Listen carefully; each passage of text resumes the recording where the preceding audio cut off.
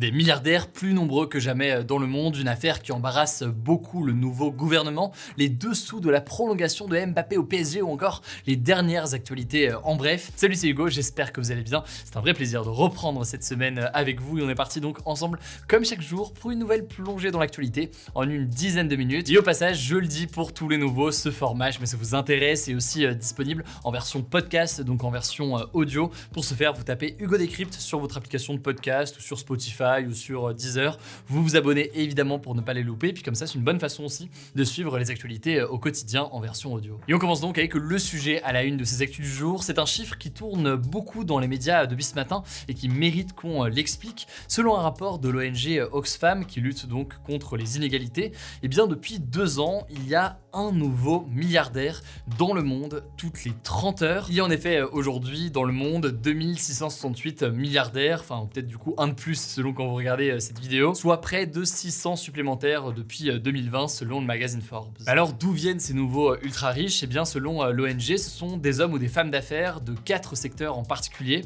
La technologie, qui est forcément un secteur qui a été en pleine croissance pendant le confinement, et en général c'est un secteur, que ce soit la question des réseaux sociaux, des plateformes ou autres, où la croissance peut être très rapide. Il y a aussi le secteur de l'agroalimentaire, où les prix ont beaucoup augmenté ces dernières années. Il y a aussi l'industrie pharmaceutique, qui a notamment réalisé beaucoup de profits avec les vaccins.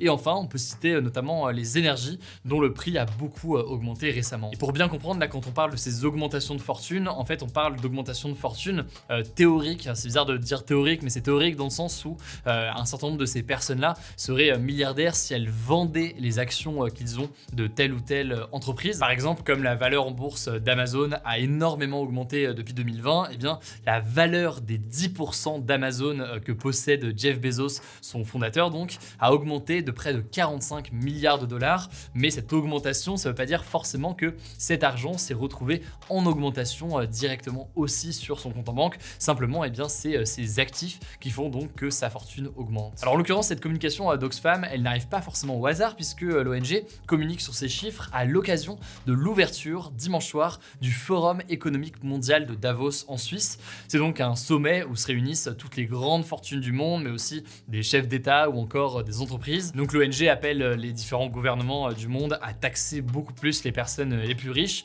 dans un objectif donc d'une meilleure répartition des richesses à l'échelle mondiale. Cette taxation des plus riches, c'est en effet, selon l'ONG Oxfam, le seul moyen pour eux de réduire drastiquement les inégalités. Des inégalités d'ailleurs qui continuent de se creuser encore plus selon l'ONG ces dernières années, puisque 263 millions de personnes supplémentaires pourraient basculer dans la pauvreté extrême cette année. Donc ça fait 4 fois la taille de la population française qui pourrait basculer dans l'extrême pauvreté cette année.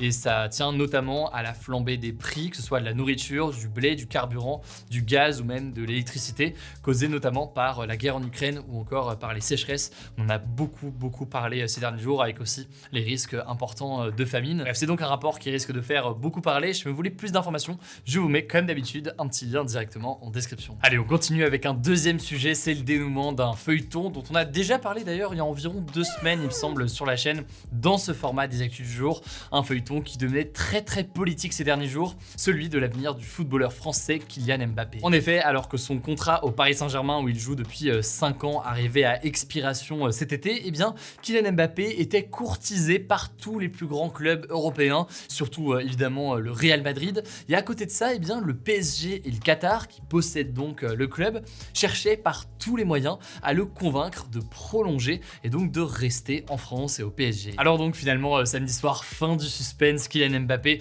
a annoncé qu'il restait au PSG pour 3 saisons supplémentaires, donc jusqu'en 2025, et le tout après donc des semaines et des semaines de rumeurs en tout genre, d'articles en tout genre sur ce qu'allait faire potentiellement le joueur français.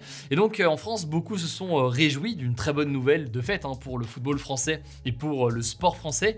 Et d'ailleurs, Kylian Mbappé a confié ce lundi à BFM TV qu'Emmanuel Macron l'avait félicité de son choix en saluant, je cite, une très bonne nouvelle pour le pays. On le savait, ils échangeaient assez régulièrement ces derniers mois, sauf que, eh bien, à l'étranger, et notamment en Espagne, où les supporters du Real Madrid attendaient forcément Mbappé, eh bien, cette prolongation du contrat du côté du PSG ne passe pas et fait l'objet de beaucoup de critiques. Certains, comme par exemple la Ligue espagnole de football, donc qui organise la Liga, donc le championnat espagnol, accusent le PSG et ses ressources sources quasi illimitées venues du riche État du Qatar de concurrence déloyale. Ils se demandent en fait comment ils sont capables d'investir de tels montants pour prolonger Mbappé alors qu'ils ont déjà les salaires énormes de Messi ou encore de Neymar qui pour l'instant restent au PSG. Et ces critiques estiment que cela met en danger en fait l'équilibre du football mondial à l'avenir en risquant de provoquer, ce qui a déjà démarré clairement ces dernières années, mais une augmentation de tous les contrats, des salaires, etc.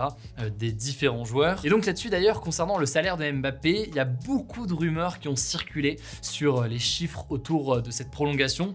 On a entendu parler notamment d'une prime de 300 millions d'euros et d'un salaire de 100 millions d'euros net par an. Mais en fait, selon le média français Le Parisien ainsi que le média italien La Repubblica, les chiffres seraient bien en dessous, même s'ils restent extrêmement hauts, forcément. Mbappé devrait percevoir une prime de près de 100 millions d'euros du PSG pour le remercier comme ça de rester et un salaire de 50 millions d'euros net par an pendant 3 ans. Sachant que, et là c'est intéressant aussi de l'observer, selon le média espagnol Marca, et bien du côté du Real Madrid, l'offre était de 130 millions d'euros de prime avec un salaire de 30 millions d'euros par an pendant 3 ans. Donc globalement, autrement dit, plus ou moins la même proposition faite par le Real Madrid et le PSG. Et donc visiblement, enfin pas visiblement d'ailleurs, vous le voyez, Kylian Mbappé a donc choisi de rester à Paris. En tout cas, ça continuera de faire forcément parler dans les prochains jours. On verra ce qu'il en est. Allez, on continue tout de suite avec un point en France sur la politique, sur les élections législatives. 2-3 informations absolument importantes que je voulais vous partager aujourd'hui. D'abord, la première, celle-ci, ce lundi avait lieu le premier Conseil des ministres du nouveau gouvernement, donc de la première ministre Elisabeth Borne.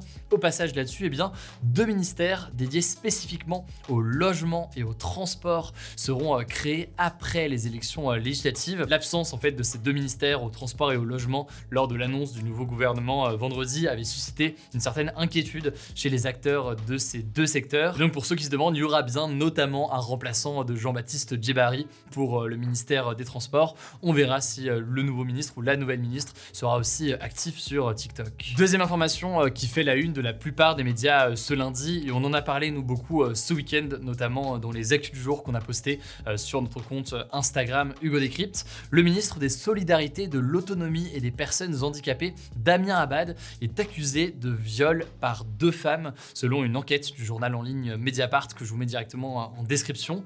Alors lui se défend en expliquant qu'il est handicapé, atteint d'une maladie rare qui raidit les articulations et donc qu'il n'aurait pas été capable de faire ce dont il est accusé. Et donc l'une des femmes ayant témoigné estime notamment avoir été droguée une nuit. Alors la première ministre Elisabeth Borne a déclaré, je cite, qu'il ne peut y avoir aucune impunité. On vous tiendra évidemment au courant, mais en tout cas c'est donc une affaire qui embarrasse beaucoup le nouveau gouvernement, surtout que toujours selon Mediapart, la République en marche et les Républicains, donc le parti dont est issu Damien Abad, avaient été alertés justement avant son arrivée au gouvernement de ces signalements et de ces accusations de viol. Bref, c'est évidemment un sujet très important. Si vous voulez découvrir l'enquête de Mediapart, je vous la mets directement en description. Dernière information sur la politique aujourd'hui, plus légère, et avant de passer aux actualités, en bref, une candidate un petit peu particulière, disons, se présente aux élections législatives face à l'écologiste Sandrine Rousseau à Paris, et cette candidate s'appelle Sandrine Rousseau elle-même. En fait, cette dernière est candidate du mouvement de la ruralité, donc proche notamment de chasse, pêche, nature et tradition. Alors heureusement pour les votants de cette circonscription, contrairement à la présidentielle, les bulletins de vote pour les législatives sont plus détaillés parce qu'il y a aussi le nom du parti et du suppléant dessus et pas juste comme ça le nom du candidat, sinon ce serait forcément un petit peu compliqué d'aller voter. Mais certains estiment que c'est une stratégie du mouvement de la ruralité pour jouer sur la confusion et tenter comme ça de gagner quelques voix. Dans l'actualité en bref, très rapidement, d'abord cette première information, le soldat russe qui était jugé pour crime de guerre en Ukraine, on en parlait d'ailleurs vendredi, a été condamné à la prison à vie ce lundi. C'était le premier procès pour un soldat russe qui a été reconnu coupable donc d'avoir tué un civil ukrainien de 62 ans sans défense, et cela ouvre donc la voie à des dizaines d'autres procès pour crimes de guerre. Deuxième actualité importante en France, c'est pas une bonne nouvelle, le nombre d'animaux abandonnés en France est en hausse de 4% depuis le début de l'année par rapport à l'année dernière, c'est ce qu'indique un rapport de la SPA, donc la Société protectrice des animaux. Alors pourquoi les chiffres continuent à augmenter? En 2021, il y avait l'effet notamment du confinement ou du post-confinement, avec des personnes qui avaient adopté un animal pendant le premier confinement par exemple, et qui au final réalisaient que c'était beaucoup de travail pour eux. En 2022, là, eh bien, ça pourrait être notamment dû à la hausse des prix, ce qui fait en fait que plusieurs familles n'ont plus les moyens de pouvoir subvenir aux besoins de l'animal qu'ils ont adopté.